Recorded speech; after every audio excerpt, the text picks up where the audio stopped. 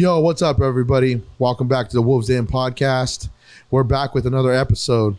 But before we get started, you guys already know, hit that subscribe and like button. Also, refer your friends. To get your merch, go to Tactical Inc. Don't forget to follow us on Instagram at Wolves Den House. Want to start off with some shout outs today, Ryan? Yeah, that sounds good to me, dude. Oh, yeah, I'm here with Ryan, the one What's and up, only. guys? So we're going to start our shout outs. I want to give the first one to Chosen Few BJJ. Yes. You follow us on Instagram. Thank you for always supporting us. Also want to give a shout out to my boy Bobby that was Salinas PD. Zeep Dog. So hopefully we get Zeep Dog on the podcast soon, do our interview. Miss you, brother. Thank you for following us, and thank you for always keeping contact. Still waiting for that patch. Also, the next shout out, of course, we'll give our shout out to our homeschool, Charles Gracie Jiu-Jitsu. Don't forget to subscribe or go follow Charles Gracie on Instagram. Really good school. Anybody else you want to give shout outs to? I don't know. Yeah, that's pretty good. I like keeping shout out it to Mike exclusive. Gianelli. Oh, yeah. Well, yeah, why not? Yeah. Shout out to Mike Gianelli from Not to Charles hesitate, Gracie. but I think the reason I hesitate is because he's going to be on next episode. Yeah. So we're planning on having Mike Gianelli on our next episode. He's a brown belt from Charles Gracie. Super stoked to interview him. So don't forget to tune in on our next episode. Yeah, it's going to be a fun one. So So we're going to dive into his character, too, not just his jiu-jitsu identity, but just who he is as a person, too. We like to get to know people. Cheers, Salud. brother. Yeah, salute. And that's the other thing. Remember to stay hydrated, everybody. That's a very important part of life. And if you don't drink enough water, you will die. Yeah. It's a proven fact. Yeah, I try to drink a lot of water. If I sound a little choppy, it's because I'm getting over these allergies I had, and I guess it was allergies, maybe a cold. Doctor says allergies, though, so who knows? What do doctors know, you know? Yeah, We who just knows? Some of them went to school. The weirdest part, though, Drew, like they don't like if you're sick with a cold or even like say it's allergies, you go to the doctor's office, they don't even test you for COVID anymore. Oh, dude. Before they were testing you for COVID like crazy. Oh, maybe it's COVID, but they don't even care. I'm iffy about the doctor. It's not that I don't trust him or I don't like going to him. Well, I don't like going to him. That's easy to say. Yeah. But pre-COVID, I had a physical. And you remember the whole, when you're younger, the common joke when you get a physical is turn your head and cough, right? Yeah, Because they got to check your breathing. They got to check your balls. All that. But I got a physical, and this was back when I lived in San Leandro, and they didn't even put a stethoscope on my back, dude. Yeah. I'm like, look, you don't need to squeeze my nuts, but how do you know I'm breathing good? Like, they're just like, yeah, you look great. And I'm like, cool. Well, I have a question about my health. You know, and it's just like, it's just, and this was pre-COVID, so now it's probably even faster. But that was, the turnarounds are just insane. You see a doctor for fucking what, 7 to 10 minutes? You're waiting for like 20. You see the specialist like, or even whatever. on, my last doctor appointment, it was over the phone. And see, it was like a Zoom call. I get it, but then I don't get it because I'm like, they can't check shit. Yeah, exactly. It's just testimonial evidence. And it's just like, how do you feel? Okay, does this hurt here, touch here? I'm like, wow. But if it goes that virtual with healthcare, there's going to be no reason for people to be doctors anymore. Yeah, they're just going to be able to automate that shit with technology, with robots. Well, I saw this thing. It was like an AI doctor. It was like a tube or something. You walk in like a photo booth thing, and you sit there and they ask you questions, and it's supposed to diagnose you certain things. Like I don't know how. Could you imagine how like fucked it would be if it like WebMD'd you and was like, you're terminally ill, and it's like, and they weren't. You just leave out there. They sold all their stock. They're like, fuck the house, I'm selling it. We're going somewhere else. Or you leave your family because you're like, fuck them. I'm finally happy by myself. Yeah. Like, and then you find out, oh, you're not. Whoops, the paperwork got mixed up. Yeah. No, it's going to be a fucking shit show when everything's on, when nothing is like about in-person interaction and it's going to be all based on technology. Because what happens when a cyber terrorist hacks all his shit? Yeah. I mean, you're going to lie about people's blood work. I mean, it's going to get, that's what I'm worried about is just having everything open. Yeah. Because eventually, if it's that automated, everything's public. Like all your information is going to be on there. I mean, I don't think people care what my sperm count is, but I don't want that out there. No. I'm not proud of that number, probably. I kind of am. Not after that vasectomy. Number better be low, damn it. We paid good money for that low number. Proud of mine. Hell yeah. Keep that faith alive, bro. As long as it lasts. I told my wife, I was like, let's have a boy. And she's like, fuck no. Yeah. You sound like a freaking communist leader in China. She's like, you're like almost 50 and you want to have another kid. She should have been like, why don't you have a boy? Yeah. Why don't you squeeze one out? Tough guy. Guinness Book World Records.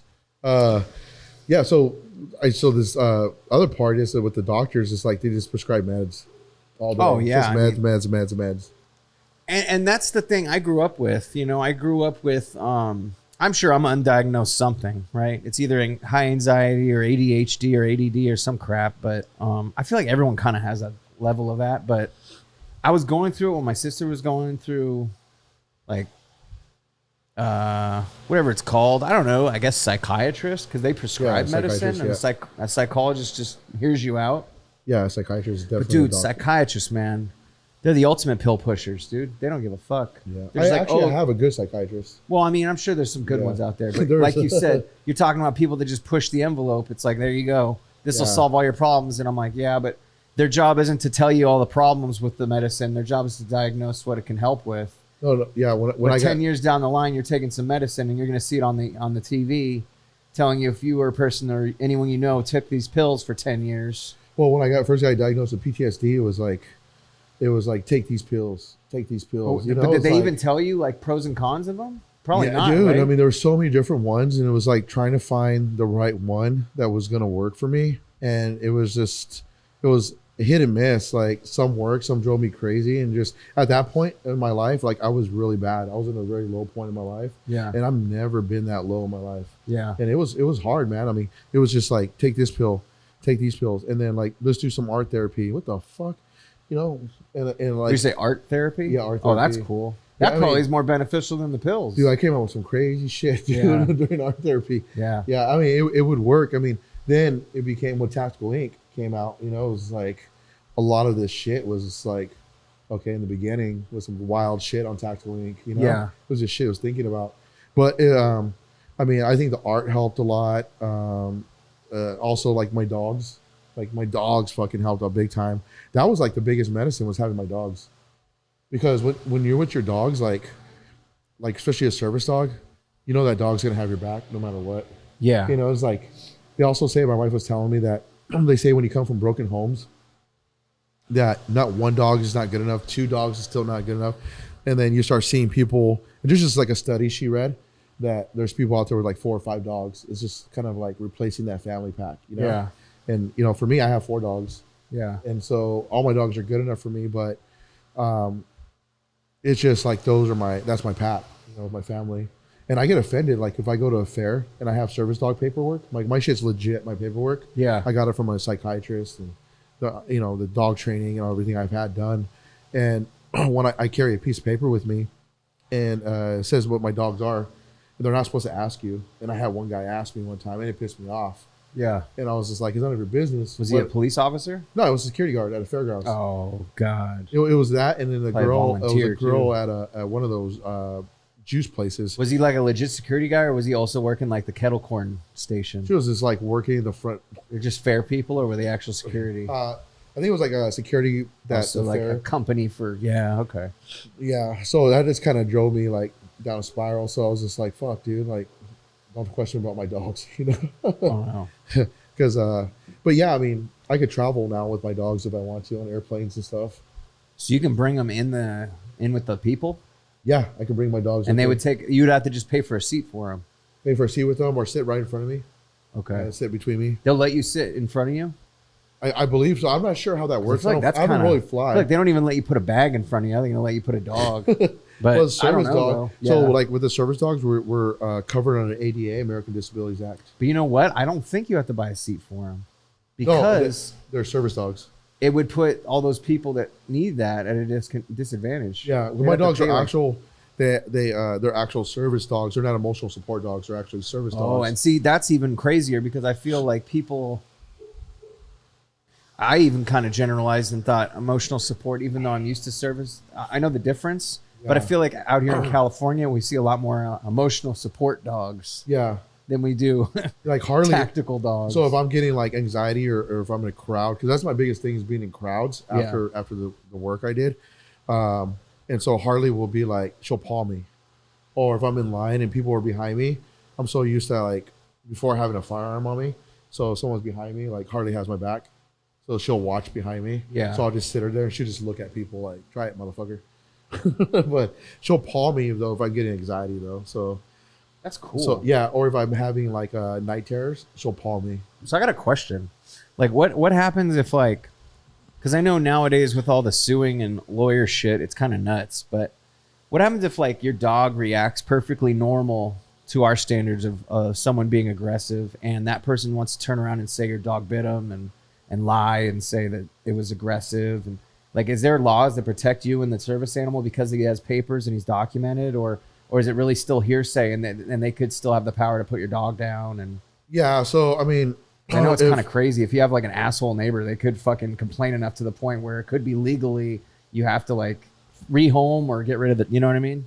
Yeah, so the way it works is like if a dog bites somebody, I think it's the extent of the injury, but the dog will be taken to the SPCA, I believe, and then they'll evaluate them Right. through them. And then the person is evaluating your dog. Like I think the dog will be gone for like a couple of days. They'll do the evaluation, determine where the dog's at, and then give your dog back to you. That's what I heard. Yeah. What I believe. I'm not too sure. But That's I mean, kind of a unique question. They would have but to I have just- proof that my dog bit them. Like they would have to go. You Well, probably usually go to the hospital. They'd probably be visible proof. Well, if a dog bites you, you go to the hospital and you tell them I got bit by a dog, right? And you have a cut. I believe the doctors will call either the police or the Humane Problem is Society they're not gonna be able to figure out who did or it. SPCA. Yeah, But that's why they'd have to complain at the venue, oh yeah, at the because if venue, they yeah. didn't complain there, they're fucked. Yeah, but that's why the service dogs are so trained. Like we train them to the point of being around people and social that they won't just jump up Yeah. and bite. So if Harley's in a sit, she'll It'll go be down because and she down. needs to protect you. Yeah, absolutely. Yeah, and Well, I'm not she saying does your dogs are protection too, crazy. but- My example was the asshole that got bit, even though he's trying to fuck with you, and then wants to turn around and say, you know Yeah. what I mean? It's like those prank YouTube people. Everything's funny until they get punched in the face. Yeah. And then they start coming at you like you're an asshole. But that's Yeah. what I'm saying is like those dickheads that are instigating. And, Oh yeah, for sure. but I don't know how that would work. Well, like with Khaleesi, I wouldn't take her out in public. Yeah. You know, the one. Well, because the meaner looking the dog, you Oh, yeah, know, she's- people are going to target it too. And They're gonna she's be so like- protective over me because she does a lot of protection work. So anytime that someone comes up, you've seen her like, Yeah. start to growl, the hair stands up, she's ready to bite. Yeah. So it's just, and she'll bite on command. So that's what I try to work my dogs up to if I'm doing protection work is they bite on command. That's pretty cool. Yeah. But Harley is my main service dog. So what we got on schedule today? Well, I was gonna do updates, so I could talk about a couple things that I did. It's funny because I went to that festival in the festival in Berkeley, the Sessanta one. Oh, yeah, with yeah. the Perfect Circle and Primus. Yeah. That was cool. I went down there. It was a Sunday. I got to the garage. It was crazy. The parking took forever. I had 200 milligrams of gummies in my pocket, and I decided I'm gonna slam both of them. Basically, I was parked. I don't know what was in those gummies, but I did not feel how I should have felt. Some reason, like when you say that, picture Hangover. Maybe. But either way, like I was waiting all night because sometimes, don't get me wrong, edibles, it could hit you in like anywhere between 30 minutes to like, I've had some hit me in like 4 hours. Yeah. And I really feel like it's your digestive system too that makes a difference. Because when you're eating it, it's like getting absorbed. And I think it helps when you have fatty diet because the THC clings to the fat molecules. But either way, I didn't eat a lot that day, so I thought maybe it would hit me more, kind of like alcohol. It didn't. I wanted to be out of my mind. I wanted to be acting like the white people that were sitting around me, dude. It was like I was at Woodstock 99.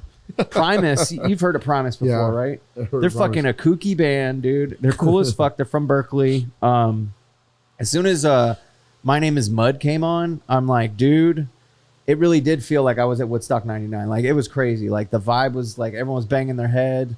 I felt like there were like all these dance circles of people that didn't belong where they needed to be. There were so many people not in their seats, like trying to stand in front of us. My buddy got these seats. They were like lower level, No one was in front of us. It was a walking pass. So we thought, fuck yeah, we're not going to have to worry about shit. We could sit down the whole show. You had so many assholes that weren't even where they were supposed to be. They were just standing in front of us. That's usually the way the concerts go, right? Well, but normally this is lower level. Usually you got security telling people to fuck off, but it's Primus. How are you going to tell all these fucking crazy methadone addicts to fucking move? So, yeah, as you can tell by my tone, I wasn't like, I didn't love the demo there. I didn't love the demographic of people, but they were okay. People were sitting around us were fine. It was just really these fucking, I don't know, I want to call them like aisle hippies, you know? They were like those flower children you would see in those Woodstock videos. They were on acid. They would be dancing so the moon would shine for them. I mean, they probably planned it out though. Like, they were on something too. They weren't on regular. This weed is. I picture like these guys elementary, just walking around in vests and no shirt on, like Woodstock, and just. If it was a summer festival, it would have been like that. Yeah. But I was smart enough to bring a sweater because I knew once it was cold. 6:30, 7 o'clock hits, that bay fog rolls in. Yeah. It gets fucking cold. Oh wow. And it got cold, and I saw some of these freaking honkies, man. They thought they thought they were gonna be all right. I'm like, all right, look, once the freaking Keystone Light wears off, where are you gonna be sitting? You know what I mean? So, have you ever gone to a blues fest? A blues festival? Yeah. No, I want to go though. Fucking chill, dude. Where'd you go to a blues festival? I've been to one in Reno, and then also been to one in Aptos. Aptos. Yeah. That's right on the ocean, right? Yeah, was that on a park? Is that tossed by Carmel and Monterey or whatever? No, it's by Santa Cruz and Watsonville. Oh, Santa Cruz. Okay. Yeah, it was a cool blues fest, by the way. Like, I mean, they give you these drink tickets. Everyone's drinking. Everyone's hanging out. I mean, it's just like a fun time. People are like dancing, sitting in the sun all day. Dude, that sounds fun. Yeah, just listening to blues. Well, you know what's cool too is when you get those big crowds. I know it's anxiety because I get anxiety too. Yeah. My mom hated crowds, and I think as I've gotten older, I've started to grown to not want to be around like large groups of people. But at the same time, because I'm a stoner, I'm like, dude, when there's so many of us, they can't bust any of us. Yeah. And the reason I'm bringing that up was this last week, Thursday through Saturday, was the NFL draft. It had the highest attendance in ever. 775,000 people were on the streets of Detroit, smoking weed, drinking, partying, and watching people become professional athletes. And I was amazed because I looked up some of the metrics thanks to the Pat McAfee show. Second place for attendance was 2019 when they did it at Nashville for 600,000 people. It's a lot. So can you imagine just Detroit with just, you know, people argue Detroit's a crime city, you know, there's so many gangs and everything, and it's not false, but 775,000 people, the police were severely outmatched. Oh, yeah. So it was nice to not hear a bunch of news stories about looting or fighting. I'm sure that happened, but it's always going to happen. Yeah. But when you can have an event that large, and I mean, because even think about this, like the Kansas City Chiefs had their parade and there was a shooting. And there was less people there. Yeah. Around the same. But think about that. That's cool that because I feel like nowadays with events and anything with the news, it's always a mass shooting. It's always, active shooter. And I was just happy that I didn't hear anything negative about the NFL draft this year, considering it was record-breaking attendance. So I feel like that's something to cheers for. Cheers. You know, there's an instance of us not wanting to kill ourselves or each other. I was watching one of the guys got picked up for the Raiders, who was a tight end. Their first pick. They didn't want him on the team. It was one of the, I don't know his name. But he was from. His dad looked really depressed. I just saw it on Instagram. They didn't want him to go. Well, the problem with going to Las Vegas is they don't have a quarterback. Yeah, so his dad's thinking, my son's got drafted to a team that's going to probably be looking for a quarterback or be in the hunt for the next 5 years. Yeah. Hey, but that's the cold reality. George Kittle, our all-pro tight end for the 49ers, he got drafted when we had fucking C.J. Beathard as our starting quarterback. So Kittle went 3 years before he had an arguable all-pro to play for him with him. It was Brock Bowers. Yeah, no, he's a stud.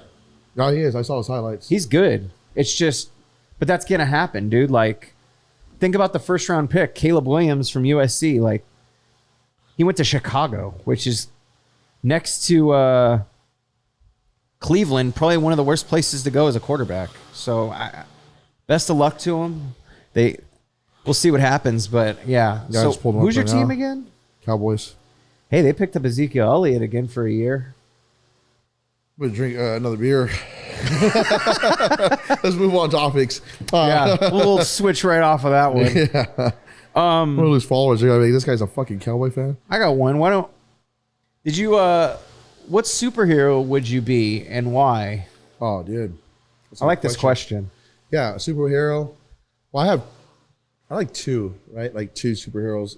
There's three, but my main one would be the Hulk, of course. Makes sense. Yeah. I could see that. Like the Hulk's definitely it. He's a fucking beast, and he's just like calm. And when you piss him off, he turns into this fucking beast. Yeah. This rage, you know. And then so not only that, I mean, he's a cool dude. He's a good dude. Arguably also the strongest superhero. Yeah. So like even that one part where he gets mad and that girl calms him down. Oh yeah, Black Widow. Sing the song to him. Or she's all, the sun's getting real low, buddy. That's what my wife tells me at night. I can see that. She's And then you transform and you're like, back to Eric. I get to like 100 pounds. Turn into a fucking wolf. Yeah. But growing up, 100 pounds. I walk around 260, so and that's just like my. You wear it well though. Thank you. You're welcome. My main guy, the main one was Superman. Growing up, I love Superman. I used to watch it. You know, like I used to watch Superman a lot as a kid, and Batman. Yeah. But I mean, Hulk's definitely my character. Man, I mean, Superman, Batman, you can't go wrong with those. I like the Hulk one because the Hulk seems very personal. Yeah. And I think when you're identifying with something that's so fantastical and amazing as superheroes, I think it's really cool when something calls out to you and you're like, hey, I feel like I understand that guy, or that makes sense. And it makes me feel cooler. I'm not this like imperfect fucking person, because this person that saves other people and is arguably a god has attributes that I have that a lot of people would say are my downfalls or my weaknesses. So I think that's an important thing for us as people to identify. It's like, hey, you know what? These are downfalls, but how can we turn them into strengths, right? Yeah. Because I mean, I see myself like, even if it was being a superhero, like running through a building, like just tackling a building, but not being Spider-Man. I'm too big to be Spider-Man. I would fall. Try to hold myself up on the side of a building. That'd be kind of cool if there was like a hefty Spider-Man though. Oh shit! It's like a fucking Bumblebee Spider-Man. All of a sudden he fall and just cause a big breaking fucking sidewalks. Yeah, breaking sidewalks. I like the part when the Hulk grabs what's Thor's brother's Loki? name? Yeah, yeah, yeah. Bam, bam, bam. Oh yeah, because he goes, I'm a god, and then he grabs him and does that shit, and he goes, puny god. Puny god, yeah. That shit's fucking beast, dude. Yeah. You know what's funny about that scene? Random side shot. I was in the movie theater watching that movie. I missed the scene because I had to go take a shit. And it was during that part, and I came back, and the whole theater was clapping, and I had no idea what happened until 6 months later. I watched it on digital, and I was like, "Oh, just had to take a dump, huh?" Yeah, dude. Good old explosive dumps at AMC movie theater. You imagine if the Hulk was a black belt in jiu-jitsu? Dude, I feel like he'd have like a fucking judo background. Okay, if it was the Hulk versus, let's just say, Batman, who would win? Oh, Hulk would win easily. How about Hulk versus Spider-Man? Hulk. Think so? Oh yeah, it's fine. The Hulk's like one of the strongest, dude. He can fight gods. Spider-Man couldn't fight a god.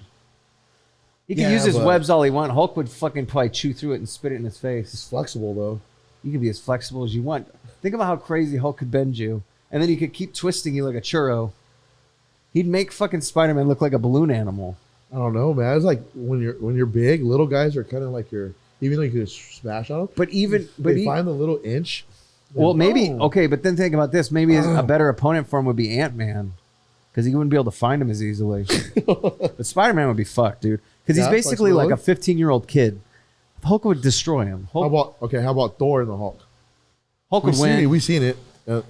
Hulk would technically win. That one was same strength. I think Hulk overpowers him a little bit though. But that's a pretty good matchup for him. It would be a good Probably one of the matchup. most fair. Yeah. Because they're both like, I think once like Bruce Banner turns into Hulk, he's basically a god. Well, how about Superman and Thor? Superman and Thor? I'd root for Thor just because he's cooler, in my opinion. No disrespect to you and your taste. And I grew up with Superman too, but I never identified with him. I never identified with superheroes that were too perfect. Superman's like a CrossFitter. He's a very perfect individual. Yeah, He's not easily relatable for me. Yeah. He's handsome. He's got nice pecs. Two things I'm not very He's clearly. a CrossFitter, dude. No, that's what I mean though. Yeah, got the Hogs of he Power plays too. squash at Yeah. a fucking at a gym or a racquetball. He's Yeah, not. he might lose to Thor. He's not Thor's shooting more hoops like Thor's a sav. Hulk's playing handball with the cholos. You know what I mean? Yeah. Hulk's getting fucking down. Yeah. Like he's playing some street shit. Yeah. Thor would probably play hockey. Hulk kind of just like, it's like whatever. I'll survive in this other world. I think that's what I like about Hulk though, is relax. he's so like chill. I mean, he's ragefully chill because he doesn't give a fuck. Like, remember that thing you were talking about in class after MMA class? You said it was really cool. You were like, you really got to like manifest your greatness within yourself, because if you don't believe in yourself, you're not going to win shit, because you're not going to keep pushing. You got to be your corner, right? Yeah. So I feel like Hulk is his ultimate corner. Yeah. Like once he's Hulk raging, he's like, there's no one in this universe that could fuck me up. Yeah. And to say that, Yeah. I mean, I don't even feel like I could say there's no one in this square block. Yeah. But like for him to be like, I don't give a fuck what planet you're from. Yeah. Bring it on. Yeah. That's crazy. I feel like we have to believe in ourselves that way. Yeah. Because if not, who's going to believe in us? That's true. And there's going to be points where you're by yourself. Yeah. What if you're in a 127-hour situation where you're stuck in a rock because you went hiking? Yeah. Is there someone that's going to whisper in your ear? No. Don't drink your piss. I mean, this look like like some of these fighters, they just believe in themselves so much that nobody could beat them, and they prove everybody wrong. I mean, it's kind of, but I feel like that's, like you said, you have to have that fighter mentality. And I think what successful fighters kind of like, I don't know if I'm going to win. No one's ever been like that. Kind of either born with it or you just develop it. I kind of want, I think it's both. It's either you're a psychopath that loves something so much, Probably me. or you're so emotionally and physically abused that you're like, I'm already used to this, so Yeah. I might as well make some money off of it, which I fully support, because I think, in my opinion, how you acquired that skill set's questionable, but you still acquired that skill set. And I feel like it'd be a waste not to use it, because as we grow up as adults, we're like, okay, look, everyone tells us to go to school, go to college, right? Because it prepares you for the real world. But real life experience prepares you for the real world. And I think sometimes, good or bad, that shapes you into the direction you need to go. And like for you, we talked about your trauma growing up and stuff, and it is negative, but you were able to turn it into something that was positive, and not only just a hobby, but something that you could even profit off of. Yeah. So, I mean, I think that's something that is inspirational, and we need to take from that. Like every day, like, and just because we're older doesn't mean we're not still applying that. Like, I feel like there's going to be losses we have as we get older, and even in the future. Yeah. And I feel like we got to like treat it like, like I read this quote today. It says, your opponent is your teacher. And I forgot the second half of the quote, but basically that was the most important part of that quote for me, because I feel like that's telling you, your opponent is your teacher. Your ego is your enemy. Yeah. And I liked it because your ego is going to cloud your judgment, but your opponent is teaching you what you need to do. Yeah. Your opponent's not clouding your judgment. They're doing exactly what they need to do, and you need to defend it. Yeah. But like when it's all like in your head, like, and this is the difference between believing in yourself and having an ego. That's the balance you got to find, because I think there is a difference between hyping yourself and being an egotistical stupid ass. Yeah.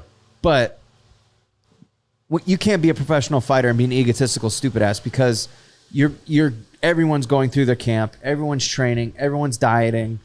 I don't care if you're a lazy asshole, like everyone's doing way more than a civilian would do. So it's like, I still think like they're at a level where I think they respect, it enough. But I think with when you're growing up, and you grow up in an abusive household, like say like you're 10 or 11 years old, and there's probably kids going through this now, and like when you're growing up and you just watch your fucking mom just get beat up so bad, and your dad turn around and smacked you around, and you have to go to bed in the same room as your siblings. It's like your fight or flight, like you want to leave, but you're so small you can't leave. And then when you're sitting there by yourself and you're crying, you're forcing yourself to go to sleep in this environment that's so toxic, and you don't know what's going to happen. It's almost like jail. Yeah, it's like jail, or in a not like, I'm not saying like a war zone, but it's pretty much like you're in a combative area where your defense is up all the time. Hostile environment. Yeah, hostile environment. Like you're getting waken up to screaming and yelling, and someone drinking so bad and just beating the fuck out of your mom, and like, once you intervene, you're gonna get punched or you're gonna get hit. Like as a child, and there's nobody coming to save you. No, the cops will come, but eventually they let them out again. Yep, and then they come after right back. they leave, you're gonna get beat up again. Yeah. So I mean, I think when you go through all this, like you develop this mentality. It's like a thorn, or not a thorn, like a callus, and the callus is like, okay, I went through all this bullshit in my life. There's nobody else in this world that can hurt me, right? Even though there probably is, right? There probably is, but in your mindset, you have this mindset that like, there's nobody else that can fucking hurt me. Well, it's like that Tupac's mom said that to Tupac when he said that in an interview when he called her and talked to her. He said, don't let them ever take your mind, because that's the one place you're free. Yeah. You can never be a prisoner of your mind. The minute you give in and give up, you're a prisoner of your own mind, and that's when you deteriorate as a human being, and that's when you can't progress, and that's when you eventually kill yourself. I mean, you become like a vegetable probably. That's crazy. And I think like jiu-jitsu has been a savior for a lot of people. Fighting have been savior for a lot of people. I'm not saying a savior like praising like it's God, but I'm saying it's saved a lot of people's lives. These sports, it's given them another. Even football has given some people an outlook. Like, I want to get the fuck out of the hood, so I'm gonna go outside and bust my ass even more. And then you got some kid who's like given everything his whole life, trying to go to college, and mom and dad are so picky. But then you have this kid who's gone through struggle, who doesn't have the same opportunity, that's hungry, that's just wants to eat. Yeah. Like I've seen it. Even when I coach wrestling, there's kids that are so fucking hungry because they've been through trauma, and they've been through abuse, and they've been through gangs and neighborhoods, and they don't know if they're going to get shot the next day. And they go out there and their mindset is to fucking fight. Yeah. To fight for everything, because that's the only way out, is to try to get picked up for a university, a college, to live a better life for their families. Yeah, because if you don't have that necessity to do that stuff, you're just not going to work as hard. And that's why that's why in these like neighborhoods where you see all these kids that are entitled or in richer neighborhoods, it's like, yeah, maybe they're good because their dads and moms forced them to do shit and they could afford to have private lessons. But the drive and the spirit and the heart of that kid that went through all that trauma and was able to, separate his bullshit from what he was actively doing. And that is so mature. I'm still working on that. Like, to be able to walk into somewhere and say, no matter what kind of day I had, I'm turning that off and I'm turning this on. And I feel like that's a super mature thing to do. And those kids are forced to be mature. I mean, they're forced to grow up. They lose their adolescence. They're forced to basically turn into adults at an age before probably they're even pubescent. And you miss out on a lot. But those kids become fucking assassins, though. They're those kids, like, just with the callus that they have developed, like you said, those kids aren't going to complain about kids picking on them at school. No. Because they're not even, first of all, they're probably not even going to get picked on, because I feel like bullies can smell, like, they go for weak people. And when you're getting abused, you're not considered weak, especially to other children. They're looking at you like you're the bulldogs, probably, because you're just carrying yourself different. I feel like kids are naturally nervous, but when you put kids in a hostile environment, you got a 6-year-old that's acting like a 12-year-old. That's crazy. Like, just to be that, like, sure of yourself and have to be that. Like, but I don't want kids to go through trauma, but once again, they're going to become strong hopefully strong willed adults, because you want them to go that direction, but there's always a chance they could go another way, because you got to look for support. And most of them just want to be heard. Yeah. Most of them just want that one opportunity to be heard by somebody. Well, and that's what's scary, is because that mentorship can be good or bad. Yeah. And when you're young, you just want mentorship. You're not necessarily picky. Yeah. You're just like, I want to belong to something. I want to feel like I have a home. Yeah, I just want to be heard. Also, like, even if it's yelling or throwing a fit or fucking punching a wall, it's like, I want to be fucking heard, Yeah. Like, it's no different than, I mean. But some of our greatest athletes, even from the NFL to baseball to all the sports, even fighting, like, have come from like really hostile environments or trauma environments, and they've able to turn it around and then teach and then help other people out. And that's my whole thing, is just like, I just want to help out. Like, I'm almost 50 years old. Like, I'm not even close. I'm in my mid 40s, but thinking about when I'm there, like, I want to be able to give back, and that's it. Yeah. Like, helping someone out, knowing that you changed their life somehow in a positive way is like the best thing you could do. Well, and I think that's when the Superman and Batman part come out of you. Yeah. Because you're definitely like, the people's advocate. Like you just said, you want to give back. And I feel like that's a good quality in a person. And I think I was just born with that. Like, I feel like I was born with it, like, just to help out. Yeah. Well, you're a giving guy, man. I can vouch for that. Like, just with how welcoming you are and how much you've opened up my eyes to knowledge and trying to sharpen me up as a tool for violence as well. I had a friend in high school that he used to come down to the neighborhood where I lived at, and he'd come down in his truck, and the first time he was scared. His name was Hot Rod. We call him his name was Rodney. We call him Hot Rod. And he was Mormon, dude. He was Mormon? Yeah, he was super rich. His dad fucking worked for like an airline, was an airplane pilot, and we went to Outhouse High together. But I lived in Watsonville in the hood, and he would come down. But dude did not care, man. He accepted us for how we were. He'd come down in this little truck, and it was all green. We called it the green machine. The camper on it. He had a little Mexican horn on it. Remember? Like, you just play it down there. Yeah. Like, I mean, at the first time, the guys from the neighborhood were tripping out on him. Like, who's this dude? But just the way he would come off. Sometimes he would joke like he was a cholo, but the way he would come off was like very respectful. Yeah. So it was really accepted into the neighborhood right away. Because when you're coming to the neighborhood, everyone's like, who's this dude coming down here? Yeah. Yeah. No, and they definitely feel you out. I've been the token white guy in a Mexican cookout before, and it's not that crazy, but well, they definitely are looking at you like, you got to be cool. Because if you're one of those annoying, loud, entitled motherfuckers, you're going to get kicked out at the very least. Well, our neighborhood in the summer, everyone was out. Everyone hung out. I mean, it was a neighborhood where people lived in garages.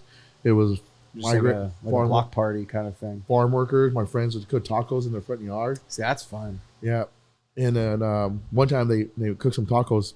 My friend, he passed away already, but he said, come over, we'll have some tacos. I said, okay. Went over there, started cooking tacos up. And he said, oh, you want some? They're in the front yard, right? So, yeah, give me a taco. I'm hungry. I'm like 15 years old. And he said, here, give me some taco. I start eating like 3 or 4. You want some more? I said, yeah, let me take some of my grandfather. He's like, all right, here. So I packed some up for my grandfather and like tell his parents thank you. And I'm like, I give it to my grandfather. He's like, what kind of tacos are these? I don't know, just some kind of good meat. He's like, go ask him. I ran down the block. Hey, so-and-so, what kind of tacos are these? There's tacos like Cabeza. I was like, what's that? Kyle speaks Spanish. He's all, just tell him. What did they say? Tacos is from the brain. Oh. Cow brain. So I went back, told my grandfather, and he's like, you know what you just ate? And I was like, no. And he's all, these are good. Like, he loved them. Fucking put chili on them, eating them. Yeah. And this is my step-grandfather who helped raise us. And so he goes, it's fucking cow brain. Dude, I fucking started gagging so bad. Dude. I never had it before. But that's the culture of my neighborhood, dude. Yeah. We had the bread man coming down selling fucking bread for $4. The pan, the Mexican bread, $4 for it was 4 breads for $1. Oh dang, that's dude! cheap. You imagine if you're poor, 4 breads. Which one did you always get? I got the strawberry bread with like a strawberry on top and then like a custard inside. Did you ever get the pig one? I never liked that one that much. You know the one that's shaped like a pig? Oh yeah. I know what you're talking about. Yeah. You know what I liked is the pumpkin one. Yeah. Pumpkin, yeah. So we would get those, and that was like our. Is that the one that's got like the powdered? top? Or is it Sometimes they icing? do. Sometimes they do. Yeah, but we'd eat those, man. That shit, when it's fresh, that shit's good. Yeah, we're eating that shit at night, and then my parents would have a party, and then we'd be like sneaking out and go hang out with everyone from the neighborhood. The girls would be there. Dude, when I worked for that pump truck company in Oakland, Yeah. I'd start at work at 4:30, and I'd be a helper. Dude, we would go to the fucking, and this was off of 92nd, no, 98th. 98th Avenue in Oakland, right before you get to 880. There's it's such a shitty area, but there was a fucking panaderia right next to like a barbecue spot and a gas station. Of course, it's Oakland. But like, dude, the fucking, you go in there early in the morning, all that shit's fresh, dude. They were hooking like the local dudes up. Really? Yeah. They were like, take it, bread, it's okay. You just take it. And I'm like, what the fuck? All right. And this is early. Dude. This ain't like midday when they're trying to get rid of shit. It's warm. And you know what I like about Mexicans, dude? They don't give a fuck. Like, you know how like you go to in some businesses, they're always like, well, everyone's welcome, and they're only like nervous about kicking people out of their store. I fucking love Mexicans, dude, because they kicked out like 3 homeless people because they were bugging people. They were asking them for money while they're in line to pay, and that's fucked up. So it was cool. The lady worked there. She's like, get out. I'm like, fucking, I love it. Because people need to be like that. Like, customer service is important, but when people are fucking with your clientele and your customers, you got to get them the fuck out of there. But they're very giving people too, though. No, they're good. Yeah, but I feel like I respect it because they're upfront and they're honest. So if you walked in with your son and you couldn't afford a taco, I guarantee they'll be like, okay, here's some tacos. Yeah. It's on us.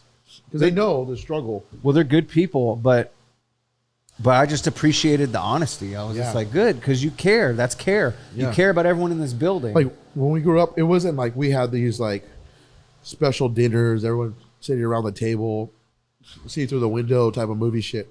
Ours was like, hey, you want a taco? Yeah, go make a taco. Hey, my mom's making some tacos. You want some? Yeah, here's a plate. Walking down the street eating tacos. What are you guys gonna do right now? Let's go hang out. Here's tacos. It's so cheap and it's so delicious. Yeah. You know, and you could get so much out of it, you know, like I love Mexican food's my favorite food, so I can go on for hours about that. Yeah, fuck yeah. Yeah. My mom's told me when she was pregnant with me, like she ate more spicy food she ever ate in her life, which is crazy to me because you know how babies, like, it's well known that like they dictate like what the mom eats and all that shit. Yeah. But I think it's nuts because I'm like, I wasn't even alive yet, and I was already telling my mom what to fucking eat. I'm all, eat that shit right there, not that. You know, it's like, fuck, dude, that's cool. Yeah, like even now I have to have like authentic Mexican food. Oh yeah. I hate if I'm going to an establishment that is, for lack of a better word, whitewashed. I'm not gonna be excited about the food. Yeah. Like if the tacos come in a taco holder, I'm not excited about the food. Yeah. I want that shit flat on the plate. You know what I mean?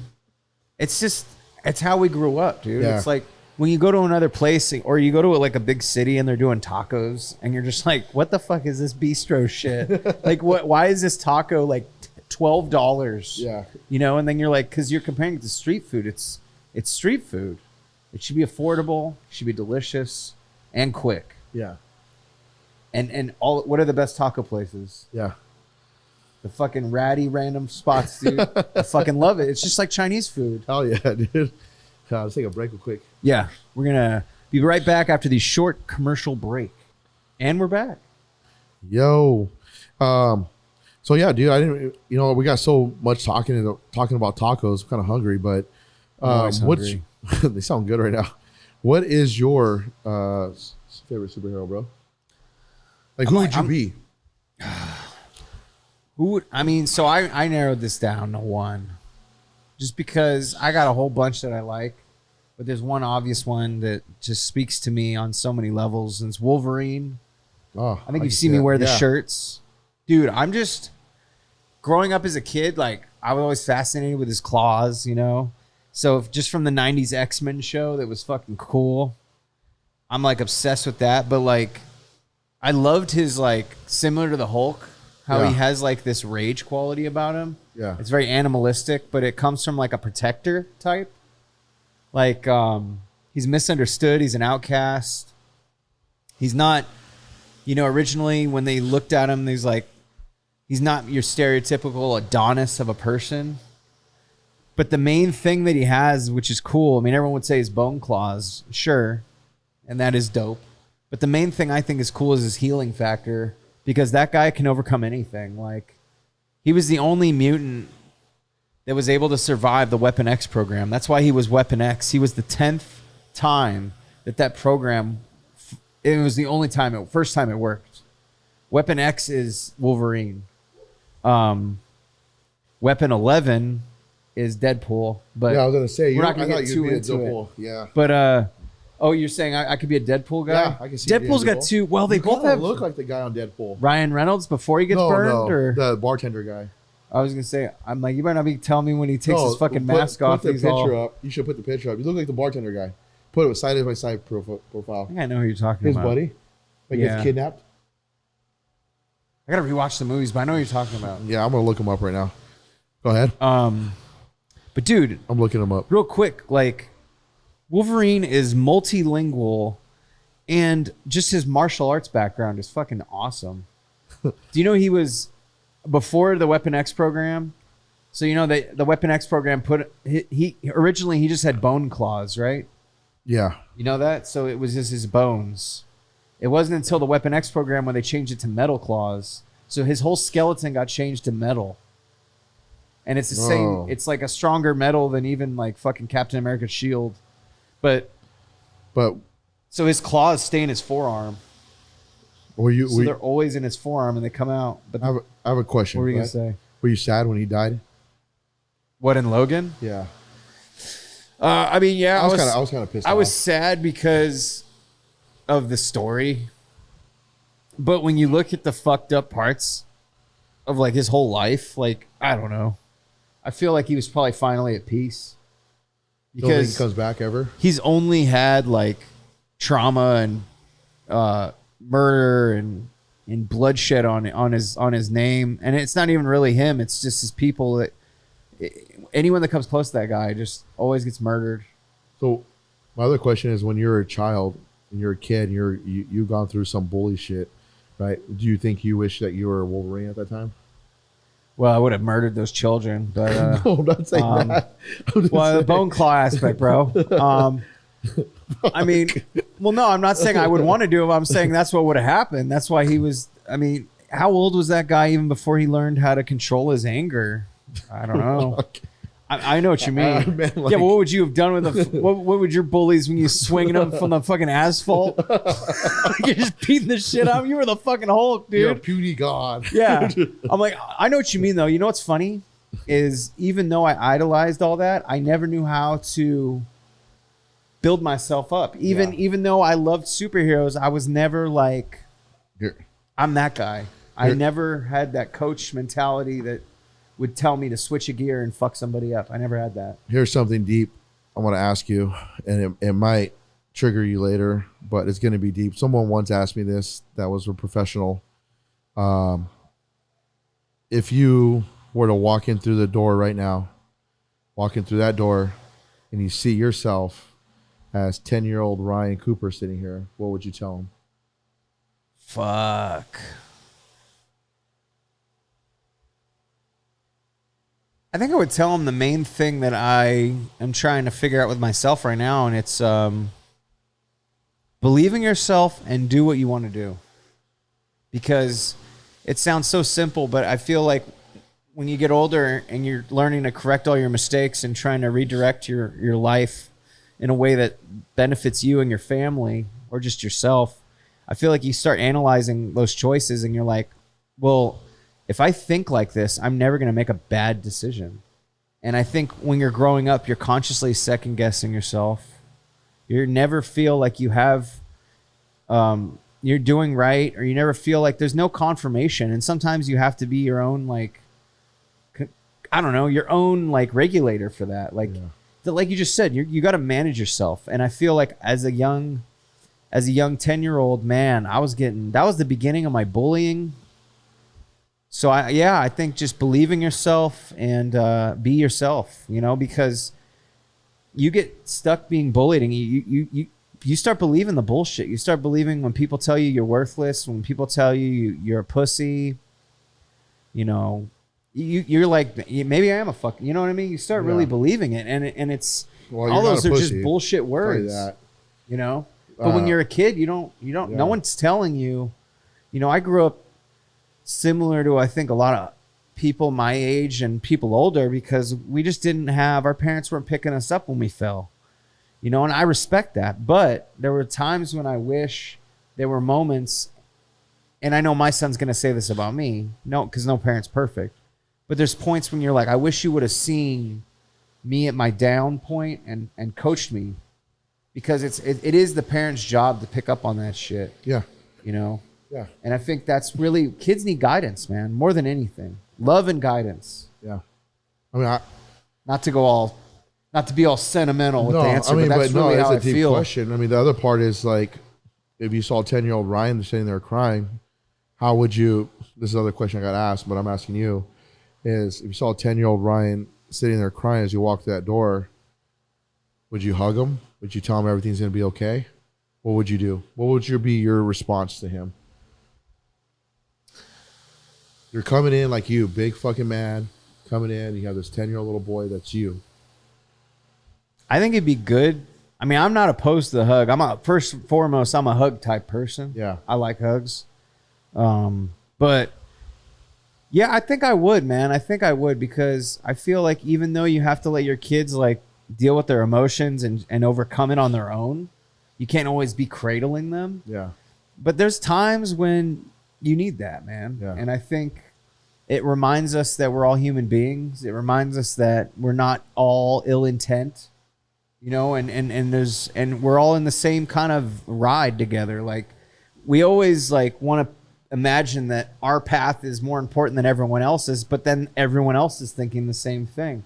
And we all have bad days, and we all have days where we're like, I'm rushing to do this. I'm not paying attention. I might have cut someone off and not realized it. And we overanalyze, I think. And sometimes I think it's nice to just take a step back and be like, look, I'm not perfect. And I got to remember that when I expect everyone else to be perfect around me, which is my fallback. I think I put myself on a pedestal with the way I behave in my mind. I know it's not real. Because when I go out in public, I feel like I'm always like judging people's like choices. I'm like, well, if you're not going to like let me, like for instance, this sounds petty as fuck, but we were at Costco the other day and my wife kind of had to put me in check. And I'm admitting this now, but I was like, at the time I was kind of pissed. Like this guy passes my, like basically cuts us off. Like Costco was a fucking zoo. It was Sunday. It's the worst time to go. But this guy kind of like pushes past and it's always like, oh, sorry. But it's like, well, then why'd you fucking do it? So like out loud, I just go, no, go ahead. You're clearly in more of a rush than everyone else. So just go right ahead. And the wife like out loud was like, can you just relax? And I got mad at her because I was like, no. Like, I'm like, this guy's an asshole. Like, why am I getting reprimanded? Yeah. But then out loud, I told her, I say, you know what? I was being a little sarcastic with my tone, but I say, you handle all the diplomacy here at Costco. I'm just going to just chill, and I'll be here if you need me. And you know what? The rest of the trip was fine.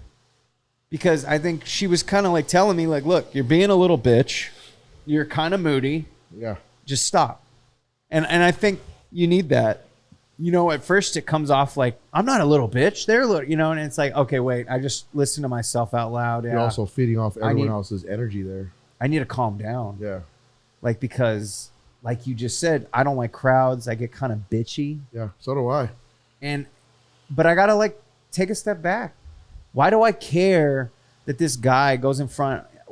That is petty as fuck. You know what I mean? I can't care about shit like that because I'm giving myself stress about things that don't matter. Like in an hour when I leave, am I going to think back of the guy in the mango aisle? If I am, I'm a psychopath. So it's like, yeah, I need to be able to, as an adult man or just an adult, you know what I've learned to do in situations like that? I just turn to my wife and I learn, honestly, bro, to enjoy my time with her. I'm just be more present. Yeah, I'm just enjoying my time where I put my phone away. Yeah. I'll look at stuff with her, laugh about things, you know, joke around, just kind of do my own thing. People bump into me. I'm like, oh, sorry. You know, I've learned because I used to get mad too. It's like, get the fuck out of the way, right? Yeah. But then I looked at it like I'm pushing her away. and then I'm putting her in a bad situation. Yeah. And she's like, you're putting me and your daughter in a situation. Yeah, you're labeling us as the aggro family. Yeah, and you're like, if you walk out of the store, you don't know what they're going to do. You know? That's very true. So it's like, okay. Because I used to be very like looking over my shoulder for everything. Like we couldn't even go to dinner. Like I'd be like, all right, who's out watching the door? I got to watch the door because of my job, you know? Then I realized how far I was pushing her away. Yeah. And I was like, fuck, I can't push her away like that. Yeah. Because our wives are, at the end of the day, are backbones. Oh, I mean, and you know, they're like, and I think me and you are both similar in the fact that we both like respect the shit out of our better halves, and with good reason, because we love them as human beings, you know, and but we need them, like you said, like emotionally. I mean, I wouldn't be here today or who I am today if it wasn't for my wife, and you know. Me either. We probably sound like bitches, but no, but it's honestly true though. I wouldn't either, man. Like no, it's you know, and that's the other thing. What is a bitch? No, I'm kidding. Yeah, please reply below. My wife is like, she's amazing. Yeah, but I mean, everybody's. Hopefully, I don't know. She's just amazing for me. She does a lot for me. I mean, I don't know. Do you believe in that? Hey, since we're down the road of being bitches, let's just embrace the bitch. Do you believe in soulmates? Yeah. Yeah, me too. I do. I mean, like kindred spirit type thing and all that. Yeah. I mean, we'll go down that path too. That's probably for next episode, but. And good. Okay. This is good. This is content, dude, and we're just continuing the story. No, that's good. Yeah, I want to jump into this one guy though. I wanted to talk to you about. But before I get into that, I wanted to tell you something. There's a guy named Eric Thomas who's a motivational speaker. He talks about, if you ever watch him, he talks about a lot of motivational things. He grew up in Chicago and how he grew up really poor. His parents kicked him out. He was forced to work. He was homeless. This and that, right? But he says, one of the podcasts. One of his motivational speeches, he says, hurt people, and it's always stuck with me, hurt people. And that's true. Like, I was thinking about the other day, like, how many people might not like us or might not dislike us or comment, but it's true. A lot of people are hurt. They're dealing with their own demons. So hurt people, right? And it's a true thing for me. I see that a lot. You know, and I think it took me a long time to grow up because I was that person at one point, you know, and it's different, man. Yeah. Does knowing that help you let shit go? It took me a long time to let shit go. Because I got a lot of pride and stubbornness myself. Yeah, I've learned talking to people like my friends, you guys, other people that own other companies, business guys. It's, you know, people say different things. Don't let people at a lower frequency. I like that. Mess with you. Yeah. You know, people at a lower level. But I like to, no matter what I have in life, I like to consider myself equal to everybody. Right? I might be the most richest person in the world. I'm not. But if I was the most rich person in the world, I would still be my normal self. Mm-hmm. You know, because I know what it took to get there. But I believe there's a lot of people who are hurt. You know, like I believe there's a lot of people who are dealing with their own demons, their own path, and that's something that they have to figure out on their own, right? Yeah, because you got to be able to navigate those waters yourself. Yeah, it's your ocean, man. Yeah, I mean, life is so fucking short, bro. Like we have a little bit of time to do what we want to do on this earth, and I think right now we're given this opportunity to do it, even if it's this podcast on changing someone's life, or teaching an MMA class, or going out there and just talking to people, interviewing them, or giving them a platform to speak. If we can help them change their lives, I mean, I think that's what that we're doing. That we're doing a purpose that we're meant to do in that little bit of time that we're given. Yeah, you know, like people that in the jiu-jitsu world, every day that we train, the little bit that they show us, a little bit of talk they give us, a little bit of emotional, motivational speech they give us, changes our lives. We go home thinking that. Yeah, it plants that seed in our brain, right? So. You're thinking that all day. It's a subconscious mind. Yeah, I think, and that's another good aspect that we develop, you know, because no one really talks about that side of things. Everyone talks about like the camaraderie with training and everyone going through the suck together. But I feel like that's a good thing to bring up. It's like you're really like building like trust, and you're building like a relationship. It really is, because I mean, even like look at it this way, like we've mentioned on this podcast before, like I think a month ago we said we knew each other for 4 months. Yeah. So we're going on 5 months, but I know you better than I've known people for years. And I think that kind of once again goes with that whole martial arts of where when you're emotionally, it's not emotionally, but when you're vulnerable on any level, whether it's emotional, physical, I think it levels the playing field, like what you're saying, like we're all equal. I feel like even if you don't want to be, it levels the playing field, because even if you think you're better, like there's a part of you, even for those egomaniacs out there, there's a part of them that understands we're all equal. Like we're all doing this, we're all training, we're all learning. And I think that is a mentality that can't leave you if you want to be a great practitioner and a great person, because there's always room for growth, whether it's learning something or it's just bettering yourself. Like if that's not something constantly you're working on, then you're definitely a fucked person. Yeah. You know, like I'm super grateful for meeting the people I have, and like having those friends, you and the friends in the business side of things, like just take those times out to call me or talk to me, because it does set a bigger picture for me. Like, okay, I need to plan things out. This is what I need to look at. This is how I need to grow. And this is how I can be better as a person, rather than just thinking small. Right. Like thinking outside the box and growing as a better person. And not because when you grow as a better person, you grow as a better business person. Yeah. You grow all together, right? I mean, it's taken me so much just to get to this little point, to have the things I have in life. Just to get here, it's took me a lot of sacrifice, a lot of time, but I'm super grateful for that path, because it makes me realize like the hard work I had to go through, you know, the hard work, the suffering, the pain, the crying.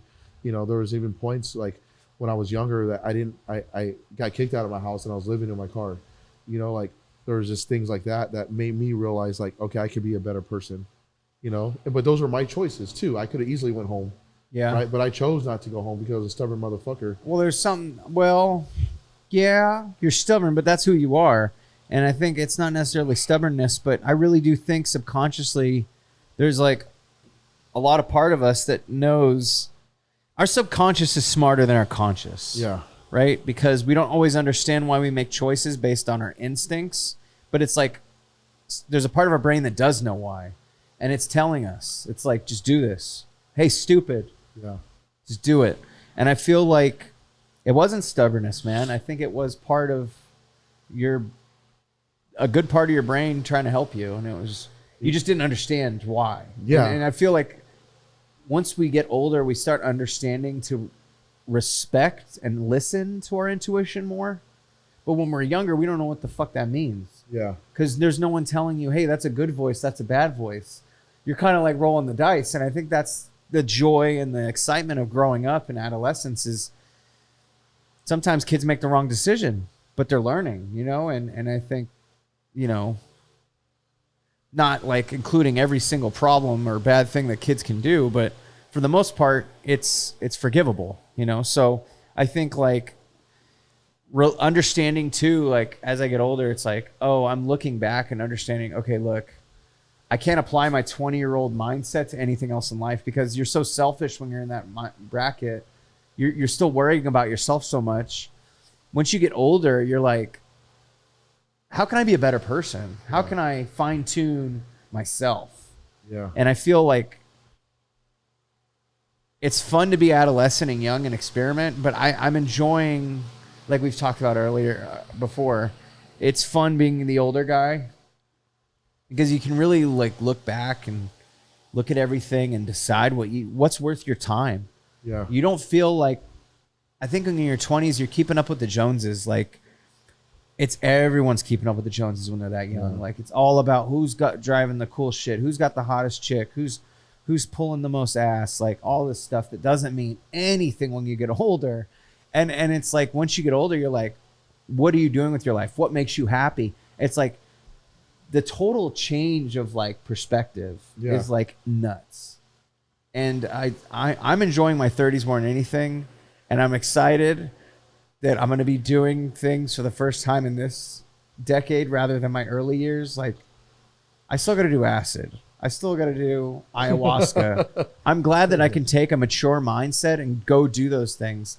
Because, and the reason I'm saying that too is because I want this to kind of be a PSA. I think when you're developing your body and your mind and your adolescent years, which is pre-18, some people would say arguably early 20s for some men.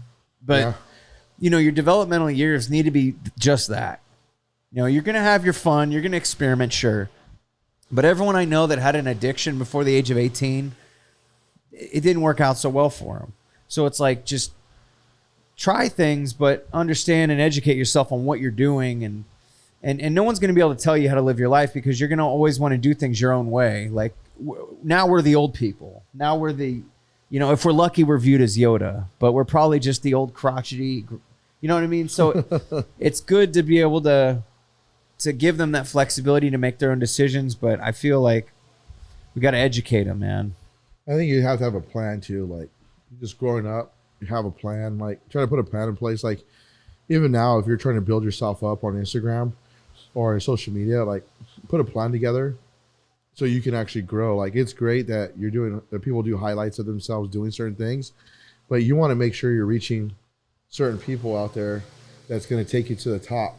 Yeah. Not just doing little things, you know, that's going to keep you at the bottom or keep you relevant. And you want to get high as you can, right? Like, at Tactical Inc., we started with no followers, and then we started building up, and we started making our own masks, our own t-shirts by hand, right? And then slowly I started finding the artists to figure out my dream, and it wasn't the best work, and I knew it. And I spent so much money trying to figure out this path on how to get there.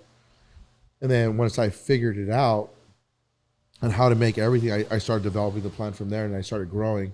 And now it's all over the world, right? To have a small idea and take it, and now it's grown all over the world. There's people in different countries wearing this merch, right? And that's like amazing that you can have someone in Germany wearing your stuff. You have people in Ukraine, people in Russia that know about your shit. You know what I'm saying? I was just reviewing our metrics, and do you want to hear an interesting country that we're booming in right now? I mean no disrespect when I'm laughing, but it is the last country I would have named. Latvia. What's that? It's it's appropriate response. I had to Google it because shout out to Latvia. It's Latvia. right next to Lithuania. I think it's in the Baltic Sea. It's up by kind of close. Excuse our American let's take a ignorance. trip. It's kind of close to. It's in the area of Sweden. Yeah, let's take a trip. I mean, look, it might be Viking type people. I'm just happy. As long as you step. I want to shout out to our Latvians out there that are fucking keeping it real. Yes. We love your support, and we're here for you, dude. What kind of food they have out there? I'm going to look it up later. Yeah, dude. I mean, we're kind of far away, so don't send us anything to the P.O. box. It might be a problem, especially if it's fish. But I just wanted to throw that out. It was funny. I'm like, how can I bring this up in the podcast? And that was perfect. Yeah, because it's like, I mean, I think when you have a plan. The last place you would expect. Yeah, things just fall together sometimes. And like, shout out to everyone out there who's like really trying to make it in the jiu-jitsu world. Like, I give it to them. It's fucking hard. But if you're doing it, you're doing it, man. I mean, at least have a plan behind it and just grow it. You know, grow that plan, become that best. And it doesn't have to just be jiu-jitsu. Yeah, it could be anything you're whatever looking you for, want to fucking do. I say jiu-jitsu and MMA because it's a really hard world to. Well, that's what we're doing. To throw, to like, even with fighters that are like amateur or trying to make it professional and trying to be the world's best, like you have to start at a point. Everyone starts somewhere. Yeah. Just like, someone's like, oh, these people are, when you start off martial arts and this person's a white belt, this person that. Yeah, but everyone starts off somewhere. Yeah, and you can't compare. Everyone starts off somewhere, bro. There's always that beginning point. Then you have an end point. Well, also, look at it like this. Do you think Scottie Pippen was ever like, I'm not as good as Michael Jordan? He thought like that. He wouldn't be able to play with him. Yeah. So it's like, well, there's always better people out there, but are you going to be like, oh, he's better than me? No, just fucking, you're going to fucking do your shit. He's going to do his shit. Stop comparing yourself to other people. Like, it's good to have like heroes. It's good to have like people you idolize for their attributes and what they bring to the table that you admire, but you can't compare yourself to them because it's like apples and oranges, dude. Like even me and you, just because we share similar interests, we're not the same person. Yeah. We're very similar in a lot of things, but at the end of the day, we're our own individuals. So it's like, you just got to own that. Yeah, you know? exactly. You just got to own that you're a fucking alien, man. And we're all floating around on this thing we call Earth. Gotta keep going. Yeah. So we have I want to get into this one topic with Ed Manifesto. If you want to, you know who he is? Ed Calderon. I was watching his really fucking Can you good put a picture episode up of. on our Instagram, on our thing of Ed Manifesto, so people Yeah. know who he is. Okay. I'll put a picture up, but So I'll have his bio right here. I wanted to read it. I was watching his episode with Joe Rogan that was put out like 4 years ago. Yeah, he has some new ones out too. Seems like a really down to earth dude. So Ed Manifesto, here's a bio. For over a decade, his name is Ed Calderon, worked in fields of counter narcotics, organized crime investigation, and public safety in the northern border region of Mexico. During this period, he also coordinated and worked executive protection details for high-level government officials, often in some of the most dangerous parts of the country.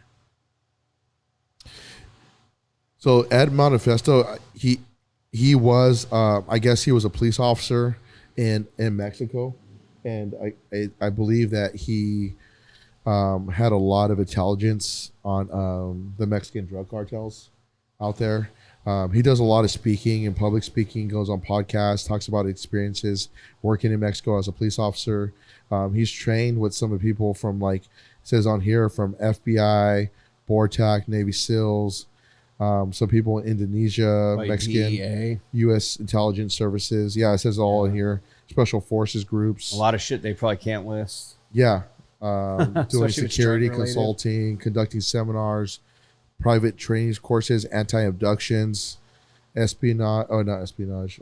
Unarmed combat. Well, I'm sure espionage is part of that. It doesn't Yeah. say it on there. No. Executive protection work. But I mean, espionage is just spy work. Yeah. I mean, I don't know. Unconventional weapons I mean, you're not going to work. admit espionage. That'd be kind of silly. I mean, he has a huge bio. So yeah, I actually heard him when I was working a lot in the field. Heard about him, and especially the cases we were getting. I started hearing about him, and it really caught my attention because at the time I had a case that was down in the guy was back and forth from Mexico, and he supposedly belonged to The same syndicate. an organized crime, not the same one, but a certain one in Mexico. There was two. So I actually I had a case that the guy was involved with this. He was wanted out here, so I made contact with the girlfriend.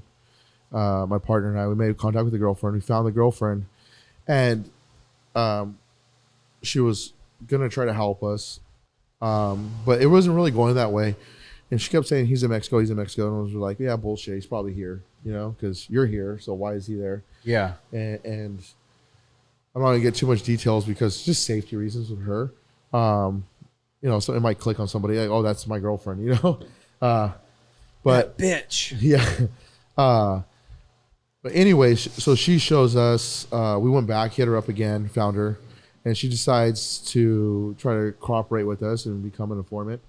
And so she shows us a picture of the dude, and she says, he has a message for you. I'm like, okay, what's the message? Where the fuck is he at? And it's him in Mexico driving around with fucking, it looked like he was ready to go to war, dude. They were tacked out. They had fucking AK-47s. They had some other guns in there, one with a drum on it. And the message was, stay the fuck away. Yeah. And my dumb ass, it's like, I'm still going to look for you. Yeah. But that's just how I operated then. I didn't really give a fuck. But Yeah, but I mean, at the same time, doing what you did, if you did back down, I mean, would you be able to carry out your job? Probably not. My job wasn't to go after them. My job was specifically go after one person. Yeah, but well, you're identifying as Batman now. Yeah. You want to stop something that you know is going to cause other people harm, but then now that you're older, you're like, yeah, but I wouldn't have been able to stop shit, and I would have probably just got myself murked. Yeah, exactly. Or if we arrested him, he would just been right back out. Or your family.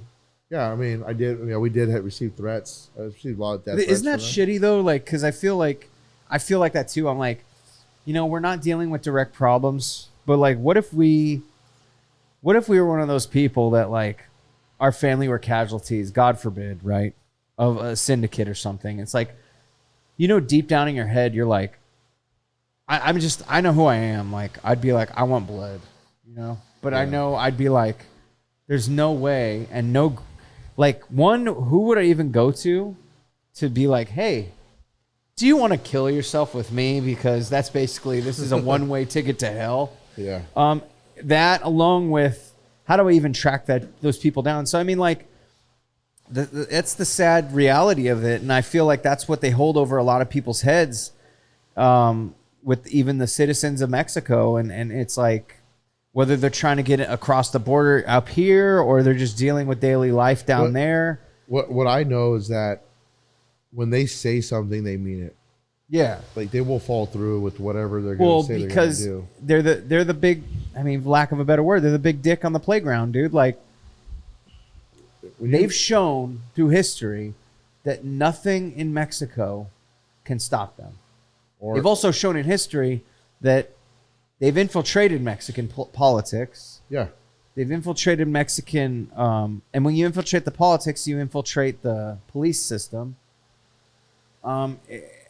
And with what I learned from that video too, just similar, it's crazy because Mexican leadership over the last like 15 years, looking back, they've been able to out the fact that their leaders, their presidents, and their big people up in their government have been bought out by the cartels, specific ones, and are being like puppets for the cartel. But the way we look at cartels is not just in Mexico. We have cartels in different parts of the world. For sure. We have Colombia. They have cartels in Colombia out there. We have cartels in Mexico. And then we also have other drug runners that are in different parts of the world. That could be from Africa. That could be from any part of the world, anywhere South America. So we look at those things. So that's what you really got to look at as like, what are, the cartels. There's so many different individuals. I mean, different areas that are cartel ran, and not just Mexico. There's like different parts of the world. Oh yeah, El Salvador. El Salvador is more of MS-13. MS-13. Yeah. So, but I mean, who knows? Maybe they do have. They're supposedly cleaning up that area, but El Salvador. Yeah, but I don't know. The thing is that there's so many other parts of the world that have cartels. For sure, and organized crime. But you're going to talk about the ones that affect you and are right next to your home. I think it's all, no matter what we do, they're here already. Oh, 100%. They're here operating inside the U.S. Half the cartels got an American. Half the cartel's an American citizen nowadays. Yeah, you've got people that were running. Yeah, you got people that were running cartels that had their kids born here for a specific fucking reason. It wasn't just for a better life. It was because guess what? You now got an inside man that has a right to be there and can run things statewide. And we all know the illegal drug trade right now is booming in the United States. Booming. Well, the crazy part is that people in the U.S., they live in these neighborhoods. They live in these suburban areas. Oh, yeah. Right? Like us. So you don't know, like we go knock on a door and we're about to question them. It's so-and-so here, right? Because we're looking for that person who's on the run from us. And we're talking about just bounty hunting right now. So if we're looking for this person that's on the run for us, who has a warrant, and we're looking to put them back in jail because the bail bonds company is looking for them, they have no idea that that person might be living at that house. Yeah. They have no idea and what's going on in that home. They just see a normal person sometimes leaving here and there, They might be, this person's kind of odd. He really doesn't leave too much, but they have no idea that person's facing so many different fucking charges, just from drug running to different parts. Not only that, we're not the only people watching them. There's other people that from different parts of the government who are watching that home already, DEA and shit, and they have no idea ATF. What's going on in their neighborhoods. No fucking idea. No. And there's so many cases I ran into that the neighbors like, I don't know. Well, especially out here in Cali, bro. Oh yeah. Because like I know there's cartel as far north as Seattle. Yeah. So they're definitely here. Yeah. And it's like, there's a funny comedian, dude, Joey Diaz. He would always make that joke. He's all, you think those people selling oranges on the side of the road are fucking? He used to have a theory. He said that they were just cartel people. Yeah. They're just laundering money or whatever. Yeah. And I'm like, you never know, dude.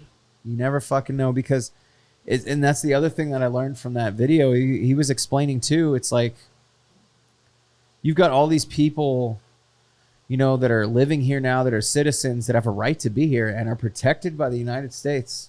And they're running drugs and they're operating gangs and syndicates. And they're doing it legally because, they're not doing it legally. They're operating as citizens legally, but they're not being, law abiding. But how are you going to know? And then like, I'm sure their names aren't the same. And like, also it's like, I was watching that episode and they were saying like, cause there's conservative people out there that want to say, well, why don't you just make the cartels a terrorist organization? Well, there's a lot that goes into that. And if, let's just say tomorrow, this was an interesting part of that episode that I really liked. They said, let's just say tomorrow you deem the Mexican cartels, all of the ones down there, as terrorist organizations. Guess what that means? That means anyone involved, whether they're government related or not, was in cahoots with a terrorist organization. So that's bad. Also, there's major banks that have backed cartels. And like, you can Google this, like major banks, they would be in huge problems. And we all know who runs everything, the banks. But here's the other thing. Let's just say the Mexican cartels are deemed as terrorist organizations. Guess what that means? When you're a terrorist organization, you can receive drone strikes on your home turf without us fucking calling anybody saying, hey, we're going to attack you. No, we're able to do that. Yeah. So I don't think America, the United States, is going to be in a position where we want to ever be bombing our brother or sister to the north or south. And I don't think that's going to help anything. But it does bring the border conversation up, and it does make it a little more interesting, because a lot of people would say, oh, it's racist to talk about a border. But at the same time, when you know that so many things have come over here to make things worse, it makes you think. And honestly, I don't know how I feel about it anymore, just because, like what we already said, they're already here, and they already have a right to be here because they were born here. And if you're born in America, you have a right to be here, and good or bad. And how does a wall change that? It doesn't. So I feel like the wall itself is kind of pointless at this point, because that's another thing. If they become a terrorist organization, then people fleeing Mexico have a right to come here through asylum, because they would be running from harm, and we would have to house them, similar to how like Russia and the Czech Republic were dealing with people. You have to bring all these people in, and you have to let them in. And you're going to be getting millions of people. Where do you put them? How do you house them? And those are all things that are going to happen if you deem these syndicates as terrorist organizations. So the point they brought up was, we have to regulate our American drug system, because when we legalized pot, it had a snowball effect on the whole world. Like, some people would say, oh, I hate seeing dispensaries around. But guess what? It became something that took the taboo out of that illegal substance, and immediately had less criminals moving it, because there wasn't a criminal like market for it anymore. Yeah. It's decriminalized. Look at Portland, though. They tried to decriminalize every drug. That did not work in their favor. So I feel like you have to be selective and choosy with how you decriminalize, or how you make things more lenient, because you don't want, the whole point of decriminalizing isn't so you get a whole city that's doped up on drugs It's that you take the fucking profit aspect out for these militant syndicates that are controlling people, and it takes their market and erases it. But the problem is, it's just like everything else in human life, like we adapt. And the cartel is always going to find something to change or to control, whether it's legal. Hey, maybe in 20 years, they're going to have a market on basil or fucking seasoning salt by Lowry's. You know, like it's going to get to a point where you got to say, look, okay, I can't deal with this stuff. I got to move into this because who's consuming it and how much are they consuming it? People say a lot about the same thing with our processed foods. Like, who owns all that? And none of it's good for us. And that's in our grocery stores. We buy it because it's cheap.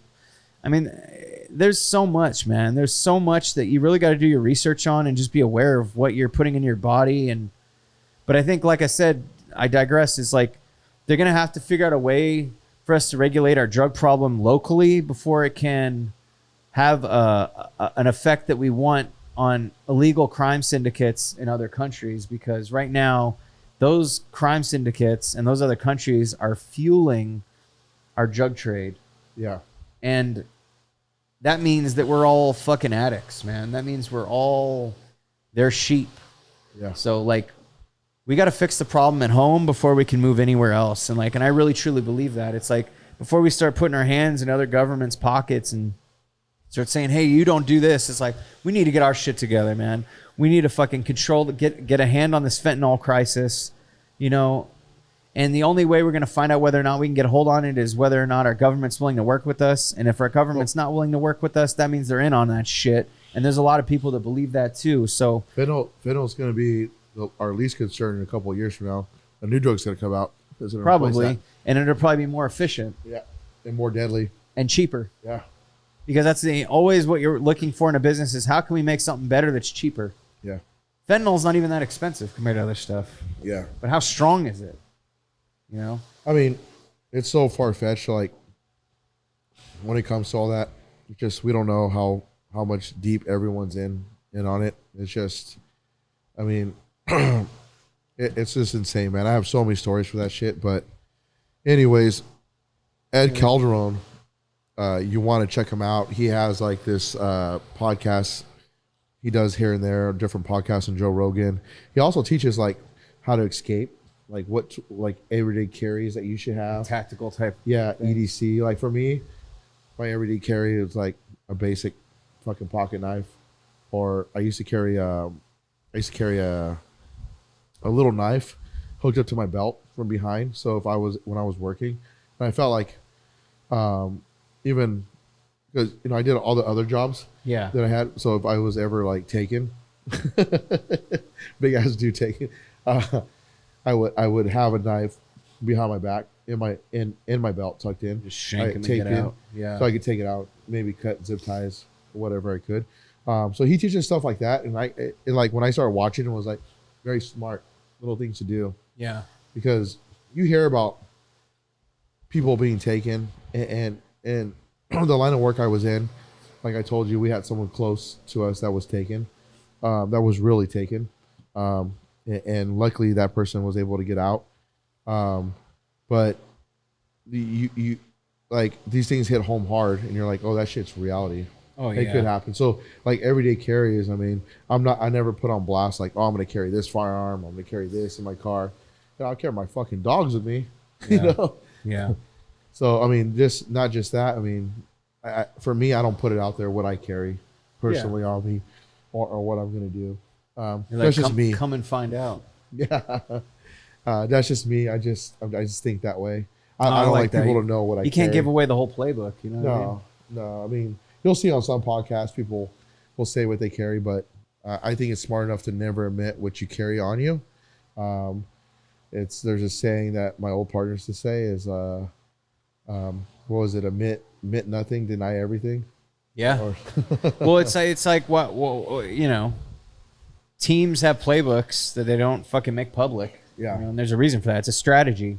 Why would your strategy want to be on a fucking on your forehead? Yeah. Hey, cool. Okay, you got a 9 on your belt.